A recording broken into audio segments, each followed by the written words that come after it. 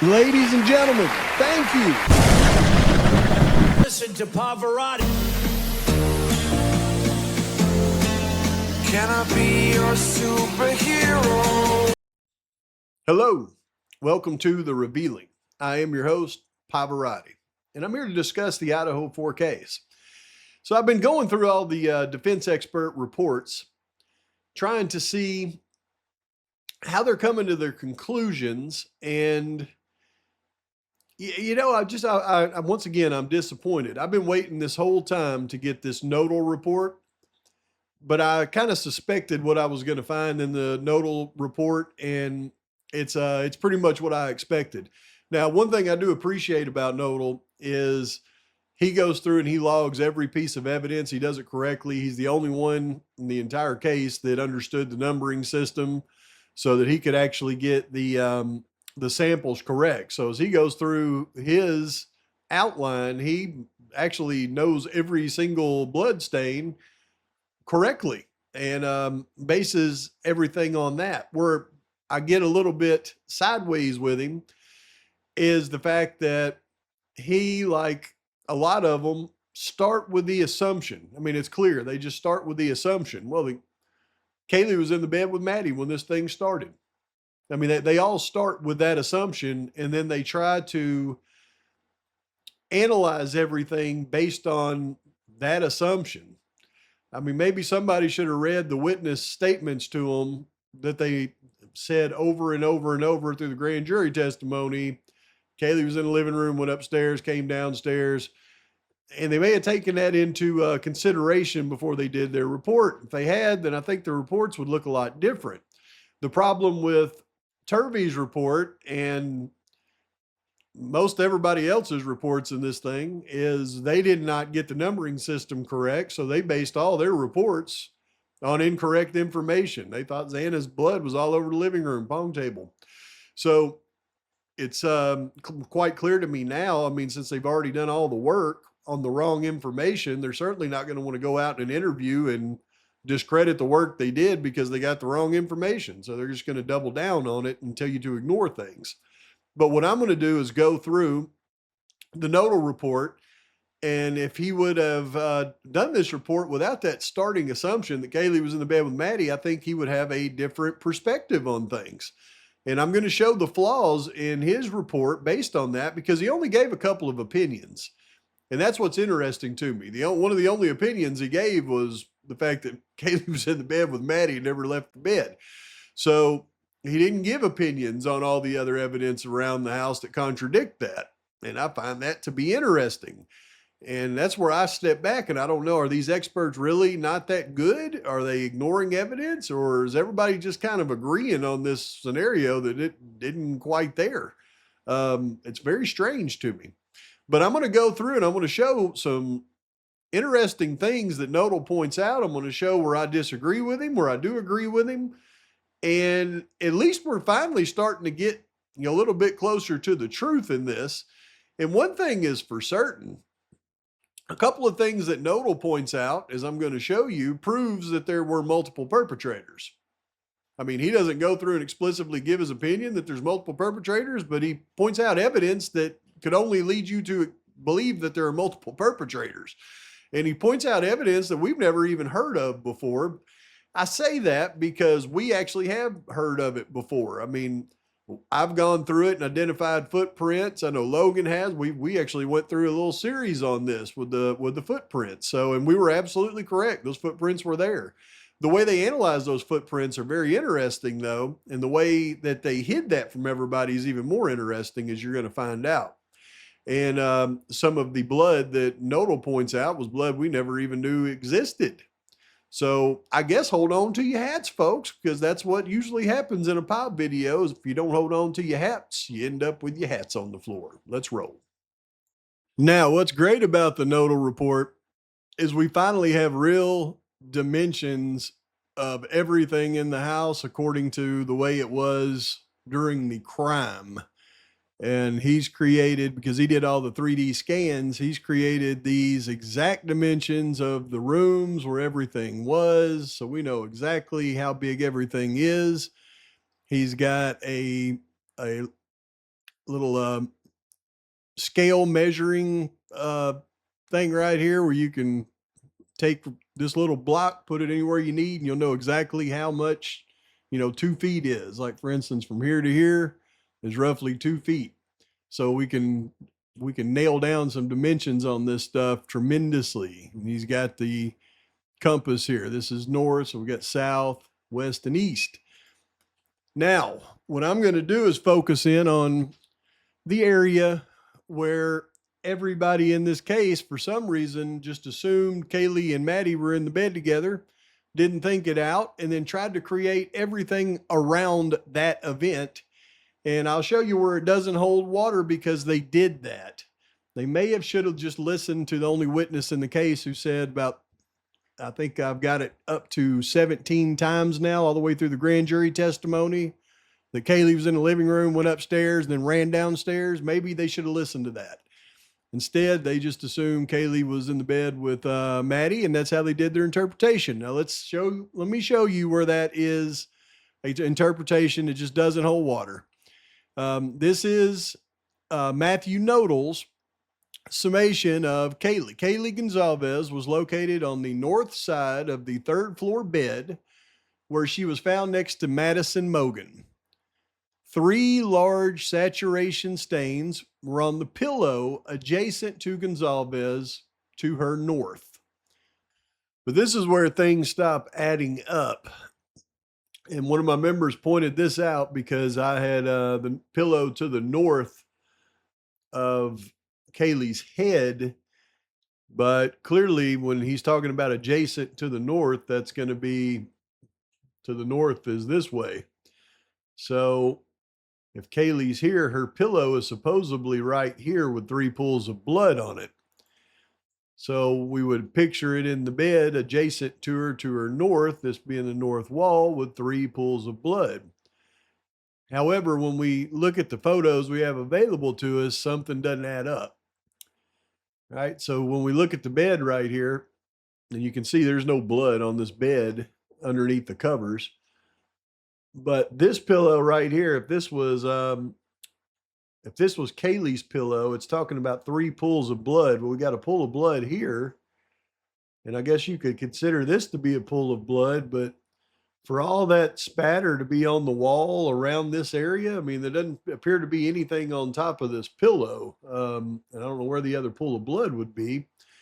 If this was Maddie's pillow, then she would have to be more over here in between the pillow, so she would be closer to the center of the bed. So this pillow doesn't make any sense to me whatsoever based on the description that's being given. So especially when I look at this picture. All right, so in this picture, I don't see a pillow. This is the bed. There's a couple of pools of blood up here where a pillow would be. But where is that pillow we're just seeing in that other photo? It should be right here if it was adjacent to the north wall, and it's not. And I don't see any way, based on all of this blood on top of this comforter here. I mean, this looks right from based on what I'm hearing, with the blood spatter and everything. But how would this pillow come into play? I mean, was it underneath that bedspread? Is it underneath right here? And if it is, then I guess maybe the blood soaked through. I don't know. How would it soak through the pillow, but not soak through into the sheet? It just doesn't make any sense. But I don't know that there's any way to even tell if this is Kaylee's blood right here or if this is actually Maddie's blood. What Noedel says is spatter on the north wall adjacent to the bed, areas B, C, B, D, and blood pooling on the comforter in the vicinity of her lap indicate that Gonzalez was in a sitting up position at some point after receiving a bloodletting wound. Now let's take that for what it is, right? So what he's talking about, BC and BD, are these two markers right here. They've got 48 or 43 is the marker that has all of the hair, but BC and BD are just cast off of blood, not consisting of this big configuration right here. So what he's saying is because the cast off comes from this general area, is Kaylee must have been sitting up right here when these strikes happened and the cast off hits the wall like this, which makes sense, except when you think about it in this context. So it's clearly not an organic scenario right here. So if you've got the bed positioned right here, Maddie's on this side and Kaylee's on this side, and now Kaylee's sitting in an upright position like Noedel claims, and then the cast off is hitting the wall from this position where she's sitting. Here's what we have to take into consideration to make that happen, because we know Kaylee doesn't have any basically injuries below her waist. We know that by going through the autopsy report. She basically has no injuries below her waist. All of her injuries came from above her waist. We also know that the pooling of the blood right here below her waist was significant. And it was said in the Sutton report that it was so significant, the blood that was pooling here, and she noted the fact that there was no blood below her, no injuries below her waist to account for that blood. So when we think about it and we look at this and you see the significance of this blood, I mean, it's a lot. And we are now familiar with the injuries of Kaylee. The only injuries Kaylee had that is capable of creating that pooling of blood by her sitting up like this would be her fatal wounds to her chest or her fatal wounds to her neck. But the wounds to her neck were superficial, did not cut her subclavian or her jugular. So it would have had to have been these significant wounds to her chest that were very fatal, that filled up her chest cavity for that type of pulling. So what Noedel is trying to say is Kaylee was laying down, received deadly blows that would have unalived her fairly quickly, but yet she was still able after that to sit upright long enough to be attacked in this position to create spatter. And then we'll continue.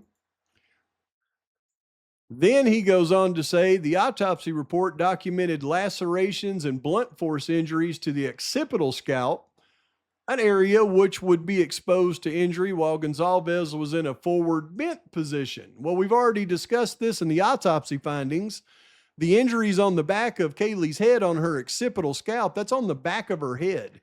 Those were lacerations and blunt force injuries, and she had a contusion that was consistent with her subgaleal hematoma.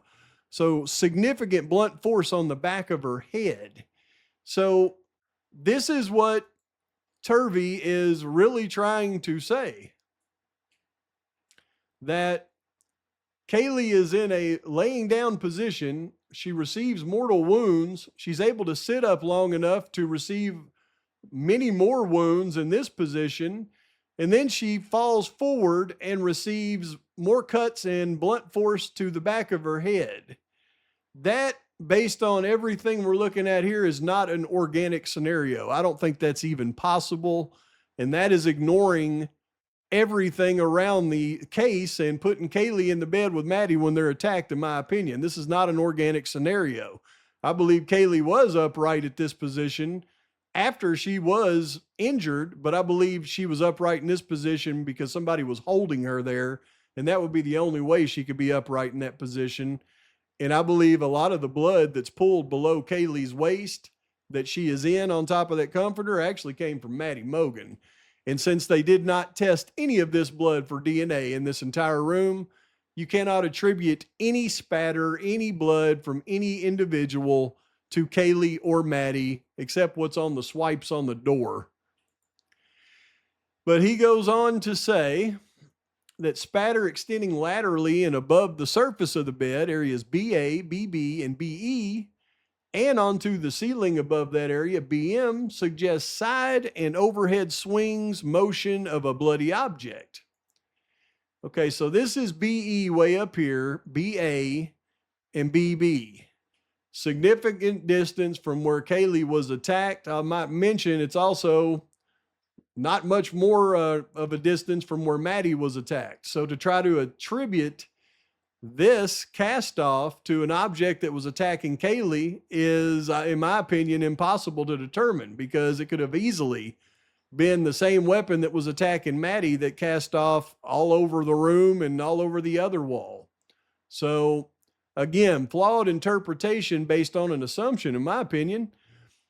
Gonzalez's final position was supine on the bed and with her legs mostly extended under the quilt and her upper torso partially over the top of the right side of Madison Mogan. Kaylee did not move from the bed after receiving blood-producing wounds. That is a statement, and it should have been an opinion, because I believe that opinion is absolutely incorrect. She was in the bed when she received most of those wounds, but she was out of the bed before that. And everything about your analysis here, Noedel, tells you that. Like right here, Gonzalez's final position was supine on the bed with her legs mostly extended under the quilt. That means Kaylee was on top of the covers, and the little quilt at the bottom of the bed was barely covering her legs. Unlike Maddie, who later mentioned was located on the south side of the third floor bedroom bed, face up on the bed surface with her lower torso under the covers. You see the difference here? Gonzalez, her legs were mostly extended under the quilt, but Gonzalez's whole lower torso was under the covers. So you got Maddie in the bed under all the covers, but Kaylee is on top of the covers with just mostly her legs extended under a quilt that was on top of the covers. Why would Maddie be laying on top of the comforter and, Kaylee be laying on top of the comforter and Maddie be laying underneath the comforter, and you expect that to be a organic situation? Why would these girls be sleeping like that? I don't think so. So what you're saying here, though, is basically like Turvey suggested, that the final position of Gonzalez had to be a posed position. And if you're posing a position, how do you not take into consideration the entire scene around where Maddie and Kaylee were placed is not a posed scene? That's where the flaws in this come in. Oh, and there's more. But again, you have no blood from Kaylee on this bed. Kaylee was on top of this comforter. Maddie was underneath it. That is not organic in any way. And this is the scenario that Noedel is expecting us to believe, expecting everybody to believe, and it is a flawed scenario for the reasons that I just explained. Number one, fatal wounds on Kaylee would have had to have happened as she's in the first position laying down like this, because those fatal wounds would have had to have happened prior to her going to Noedel's position number 2 of sitting up, because we would need those significant injuries to cause the bloodletting to run down and pull at her lap. Unless this was already done, those injuries wouldn't be there to pull at her lap. So that means he's taken her from a position that would have caused her to not be able to sit up.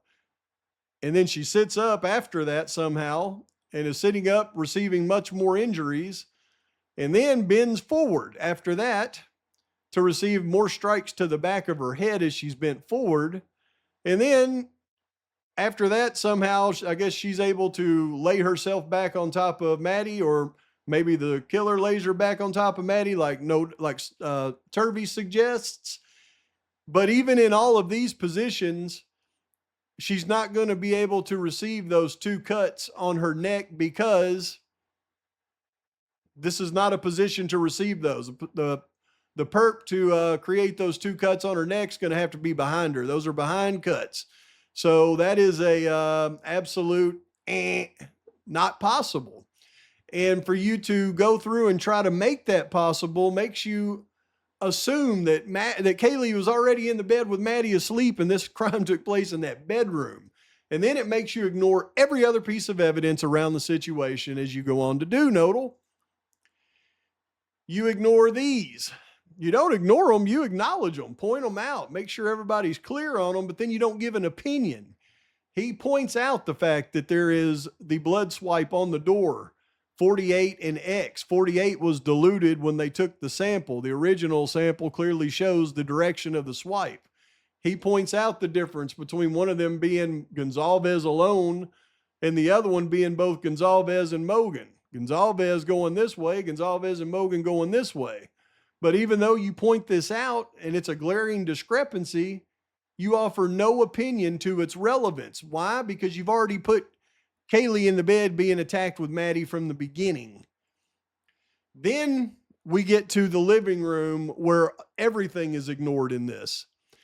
And he goes on to say, and irregularly, by the way, he points out, gives his interpretation of all the evidence, points out the fact that the evidence and who it belongs to, but then this is where everything falls short, okay? Number one, he talks about an irregularly shaped diluted stain on the surface of the pong table, placard 39, and he says it's consistent with diluted blood stain arriving from the south to land on the surface of the table. So he is concluding, just like we've talked about this entire time, that the blood stain, placard number 39, this one here I've talked about over and over, arrived on this table from the south.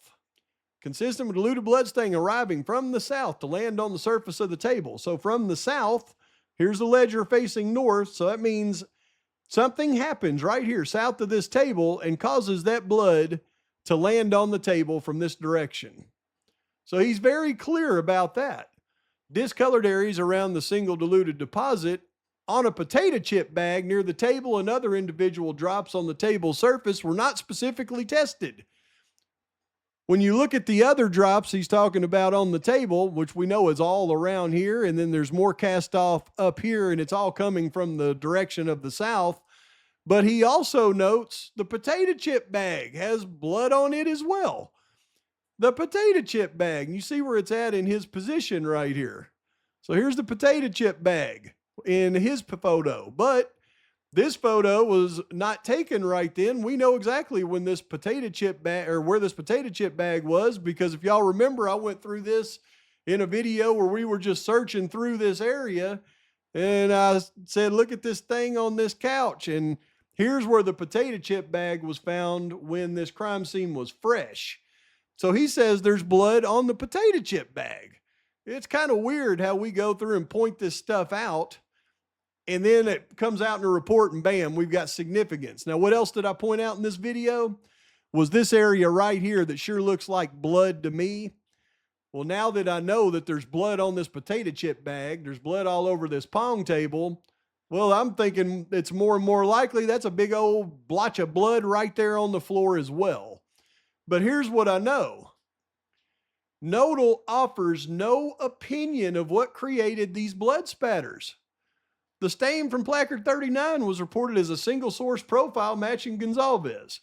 This indicates the diluted blood source was not uniform. That is, some deposits were a mix of both Gonzalez and Mogan, and at least one deposit, 39, was from Gonzalez alone, and he doesn't address anything else about the situation.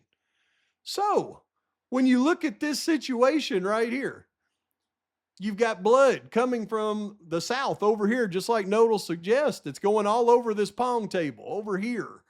The only blood they test is this area right here, the biggest one that comes back to Kaylee. So you can extrapolate from that this blood is all going to be Kaylee's as well as the blood on the potato chip bag. So the deposit was connected to Gonzalez only. You keep saying that over and over, but you offer no explanation of what caused the event for the blood to be splattered all over the table and all over the chips. So basically, this is what they're suggesting we believe. And it blows my mind because it's a defense expert. They're expecting us to believe because there's no blood anywhere around here that's Xana Kernodle's. So they can't say he ran down there and attacked Xana and that's why he slung this blood everywhere. Here's what they expect us to believe, that this attacker is doing this for no reason.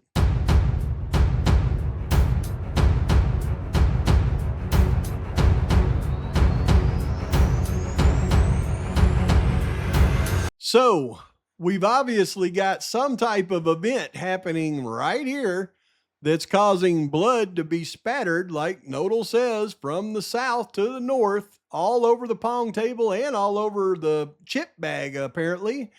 And we know it goes from there to the next position.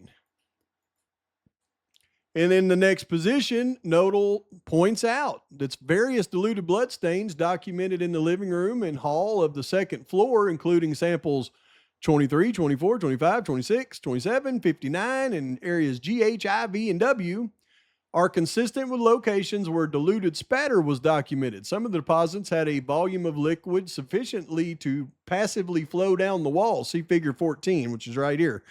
And as we do this, though, he points out every sample that we've been talking about this whole time, right? Sample 27. There's actually 23 and 24 here. 26, 25. The samples next to the bar cart on the baseboard here, all the samples dripping down the wall. The general location of the diluted blood stain deposits on the pony half wall and beyond the north wall. Below an original scene image showing some of the diluted stains near area 26, passively flowing down the wall after landing. You can clearly see all of that, like that he showed this one with all of the blood that's dripping down this wall. But what he fails to ever address, he does address that it's mixed with Kaylee and Maddie's blood. He doesn't mention that it's 90-10. But he doesn't mention the direction that these spatters came from. You can clearly see the tails. You can see the direction. All of them are coming from this direction. It happened in the living room and created this event. Noedel doesn't offer any opinion of the event that took place that caused somebody to sling this blood all over the half wall and all over the staircase. So you've clearly got an event taking place here, slinging blood everywhere. You got an event taking place here, slinging blood everywhere. I mean, that's a significant, something has to happen for that person to sling hard enough to get this blood to go everywhere. Because look at this. This is 40 feet, right? From here to here. From here to here is 40 feet. So you're talking about over 20 feet from here to here. So that means this is at least 15 feet that the person is slinging the blood for it to end up on the wall here, and on the baseboards. You got to sling, liquid pretty hard to be able to sling it that far. But he offers no explanation whatsoever for what happened here to cause the blood to be slung. These stains, 23, 26, and 27 on the pony half wall were tested. Each sample was reported to be a mixture of two people that matched Gonzalez and Mogan. This evidence supports that a person who had blood from Gonzalez and Mogan from the third floor. No, it doesn't, man. It's 90-10. It's got blood from Mogan from the third floor, but your original assumption that Kaylee was in the bed with Maddie leads you to all of this poor analysis on everything else. And what he fails to address is the mechanism responsible for the cast-off and the direction in which the cast-off is derived from in the living room. We are, based on this, expected to believe that the killer is doing this for no reason.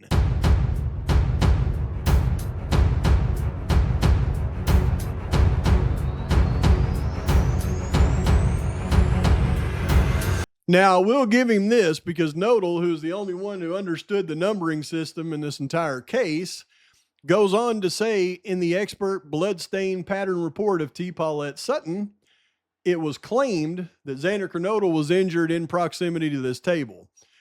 However, as a single drop deposited with potential dilution or secondary disturbance, it cannot be determined when this drop arrived or what mechanism generated it. The Sutton report incorrectly reported that the stain revealed the DNA of Xana Kernodle. Everybody needs to look at this last line right here. Get it over there to the custody queens, to Ron. No, underline, no additional or accompanying bloodstains, patterns, or transfers from Kernodle are demonstrated in this area. There is no DNA of Xana Kernodle on any of the samples outside of the threshold of her door. The expert, when they lie and say her blood was found in the kitchen, is a liar. When they say it was Xana's blood all over the pong table in the living room, they're either misinformed or they're liars. The guy that said the blood was Xana was in the kitchen, he was just a liar. So Noedel clearly tells you there's no blood from Xana's DNA anywhere in the area. Only blood from hers in her room. The single blood drop that eclipsed the side of the table is not indicative of an injury having occurred adjacent to the table. The source and mechanism of this individual drop cannot be specifically identified based on the location, morphology, or appearance of this blood stain. So what he's saying is you can't determine how it was created, the source, the mechanism, because they didn't test it. But I think it's pretty easy to figure out if Kaylee's blood's all over the top of it. It's probably Kaylee's blood on the side, Kaylee's blood on the chip. So for the last time, no blood of Kernodle was found outside the threshold of her bedroom door. The only blood found in that living room was either 100% Kaylee or 90-10 Kaylee Maddie, which tells me Kaylee was assaulted near the pong table. Her blood's all over the freaking thing from it. And then the person that assaulted her then assaults her again in the living room with a knife that had already been contaminated with Maddie's blood. And that's how the 90-10 mixture gets all over the living room. But these people want to assume that, well, Kaylee's in the bed with Maddie, so I got to start with that, which takes their entire analysis and messes it all up, as you see. It's clear. But here's the thing that he did get really, really, I don't know if he got correct, but he got it really, really good to point it out, because now we know that footwear impressions in Xana's room, partial footwear impressions, different in appearance to the footwear impression near Mortenson's door, were developed by the lab processing this area. See Figure 20, Appendix A. Collectively, the apparent stab slits, blood stains, and various patterns low in this room represent that Kernodle was located adjacent to the bed and toward the north past the nightstand during the attack. I do have a disagreement with him on this one as well. I agree with what he's saying there, but he incorrectly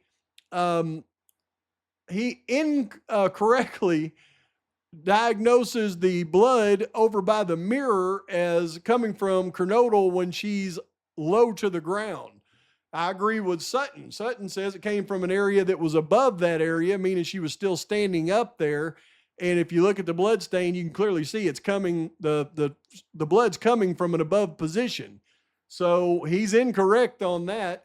And I think that's why he was not agreeing with Turvey on the way two people could have attacked in the room. Xana absolutely went back and to the right, and he messed that one up. But anyway, he's talking about the Ada County Sheriff's Office Forensic Lab, Ada County Sheriff's Office Forensic Lab report. Wonder why that says Ada County Sheriff's Office Forensic Lab report. Case number 22, wait a minute.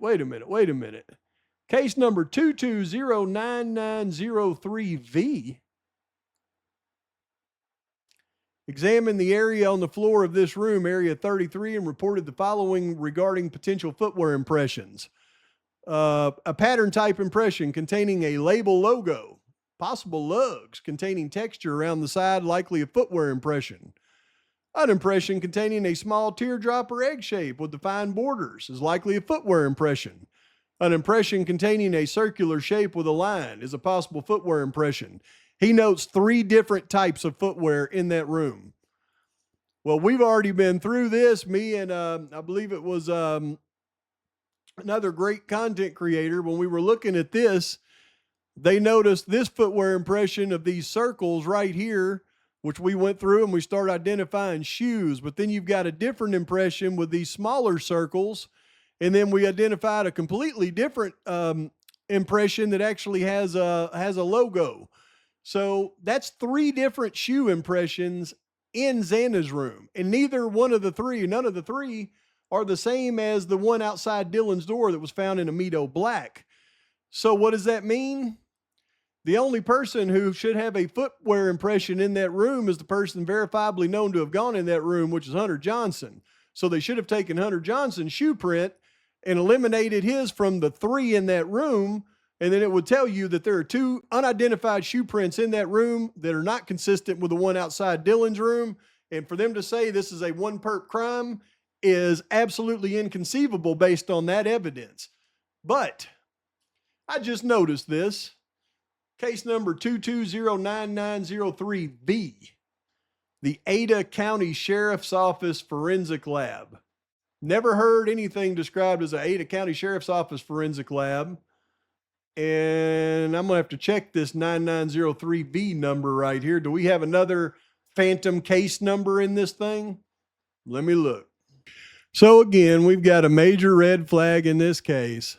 Ada County Sheriff's Office Forensic Laboratory in Boise, Idaho offers specialized processing and examination of footwear and tire tread evidence. They do biology screening, firearms and tool mark analysis, latent fingerprint processing comparison, seized drug analysis, crime scene investigation. Will this lab handle footwear impressions for a Moscow, Idaho murder case typically? No. No. The Ada County Sheriff's Office would not typically handle footwear impressions for a homicide case in Moscow. Moscow is located 300 miles north of Ada. A major homicide investigation in that jurisdiction is handled through different channels. Primary agency, the ISP lab. Federal assistance from the FBI lab. Jurisdictional boundaries. County sheriff laboratories like Ada counties operate to serve their own immediate county surrounding municipal contracts like Boise Police Department or localized backlogs. They do not possess statewide jurisdiction to absorb major evidence processing from northern Idaho counties unless requested under a highly unusual state-mandated mutual aid agreement. Well, is there a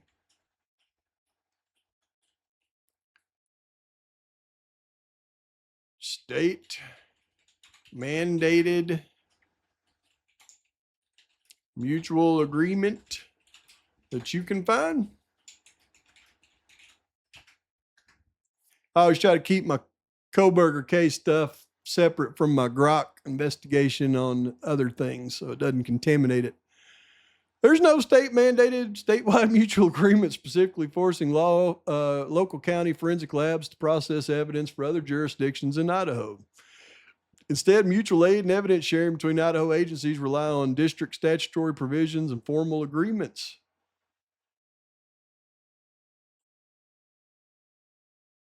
The entity that is statutorily mandated to provide statewide forensic services to all Idaho counties is the ISPFS. So why do we have the Ada County Laboratory interpreting foot impressions for the Kohberger case?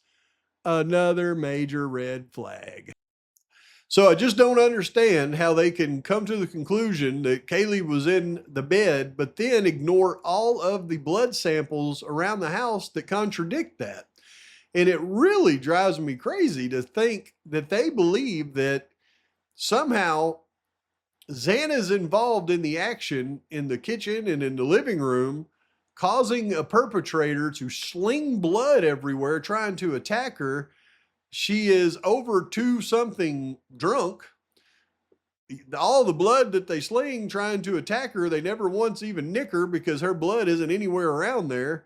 You can clearly see that the plate of food she had's on the floor inside her door next to 3 different blood stains on the door where she's obviously is attacked because that came back to her inside her door. It blows my mind. Blows my ever-loving mind. How could Xana be involved in that incident in the living room but none of her blood be there? But Kaylee's blood's there all over it. Some of it's mixed with Maddie, but it's 90-10. It's not like it's anywhere near an equal mixture. Tells me that Kaylee was attacked in the living room with blunt force. That's why you have just her blood because of her injuries. And then you have Kaylee being attacked also with a knife that attacked Maddie in the living room. That's why you got a 90-10 mixture, and it makes sense to me.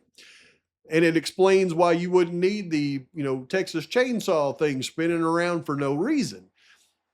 But also, when you ignore that angle, then you come to other interpretations around everything about the case. Like, well, Kaylee has injuries that are different from the other victims, and they're more severe because they are blunt force injuries. She must be the target.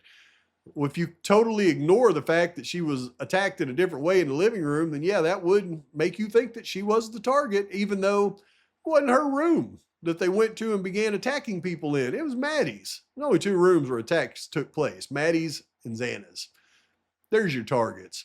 So it leads to flaws in interpretation. Then they pass that on to the defense, and that's all the defense has to work with is the interpretation of their experts. And in the next video, I will go through, because now I know for a fact, no uncertain terms, that Cy-Ray, Slavinsky, Becker, all of them worked off of a flawed interpretation of the cars because they didn't go through and analyze the video at Floyd Cannabis or Nevada Street and Stadium Way for vehicle identification. And it's now clearly in their report. They tried to focus in on all the vehicles that were seen around the King Road residence on Sunset. Becker didn't catch the fact that the vehicle on Sunset couldn't have been the vehicle that went into the neighborhood because he didn't have a timestamp on the video that was produced to him in the discovery. They didn't give him the video with the timestamp of the Sunset mark. Until Translucent got that video with the timestamp, we had no idea. They didn't catch the time discrepancy on that. They didn't catch the fog lamps. So their arguments were flawed on CSLI, car identification, all the way through. We'll hit that one hard. Please like and subscribe to this channel. Post your comments, your thoughts, your criticisms. And until next time, Pavarotti's out.